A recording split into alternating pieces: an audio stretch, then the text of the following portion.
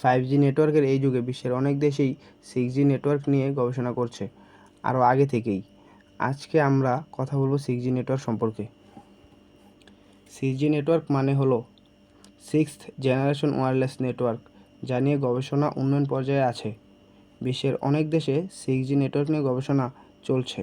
চীন, যুক্তরাষ্ট্র, দক্ষিণ কোরিয়া, জাপান। চীন 2020 সালে 6G স্যাটেলাইট পাঠায় পরীক্ষামূলকভাবে।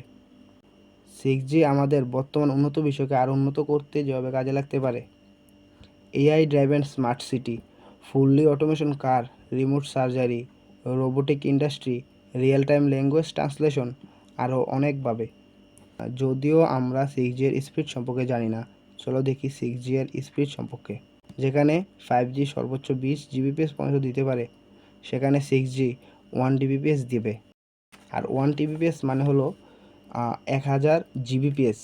তাহলে বুঝতেই পারছো যে 1 Gbps মানে কি, কতটা গতিতে ডেটা ট্রান্সফার করতে পারবে। বলছে গবেষকরা, মানুষ ভিডিও কলের পরিবর্তে 3D হলোগ্রাম আকারে কথা বলতে পারবে 6G আসলে। খুব কম খরচে ডেটা ট্রান্সফার, ফলে এটি হবে পরিবেশ বান্ধব নেটওয়ার্ক। স্যাটেলাইটের মাধ্যমে পাহাড়ি এলাকাতেও সংযোগ দেবে।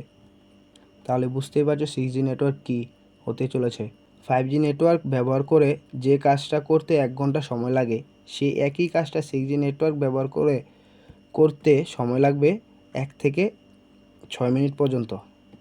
যদিও এখনও 6G নেটওয়ার্কের গবেষণা কাজ চলছে, তবে সাধারণ মানুষের জন্য 6G নেটওয়ার্ক চালু হওয়ার সম্ভাব্য সময় 2030 থেকে 2032 সাল পর্যন্ত। তাহলে বাংলাদেশে আসতে পারে কবে? বাংলাদেশে 5G ট্রায়াল চলছে, সেই গতি বজায় থাকলে 2025 সালের দিকে চালু হতে পারে 6G নেটওয়ার্ক। আর এখানেই শেষ করলাম আজকের ভিডিও।